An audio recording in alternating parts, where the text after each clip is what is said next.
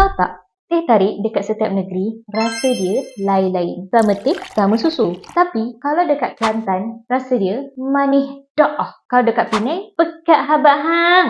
Kalau dekat KL, kadang-kadang okey, kadang-kadang not bad. Tapi, kenapa jadi macam tu? Teh tarik ni bukan sekadar minuman, tapi juga satu seni. Setiap negeri ada cara tersendiri. Ada yang suka lebih susu, ada yang kurang gula, dan ada juga yang tarik tinggi-tinggi sampai berkrim habis. Kalau dekat Kelantan, manis sampai hilang stres. Lebih susu, lebih lemak dan berkrim. Kalau dekat Penang, lebih teh, kurang susu. Sebab tu rasa dia lebih pahit dan kuat sikit. Kalau dekat KL, balance lah. Kalau nasib baik, ada yang lebih buih, ada yang lebih ringan. Ikut tangan siapa yang buat. Dekat Johor, ni different daripada yang lain sikit. Ada yang tambah butter guys. Dekat sesetengah kopitiam, dorang letak butter masin sikit untuk rasa lebih lemak dan juga wangi. Rupanya teh tarik ni bukanlah sekadar minuman. It's a cultural signature. Setiap negeri ada cita rasa tersendiri dan cara kita minum teh tarik pun sebenarnya tunjuk identiti kita. Kita ni datang dari negeri mana. So next time, kalau korang pergi travel, jangan lupa try teh tarik dekat tempat yang korang pergi tu. Rasa teh tarik dia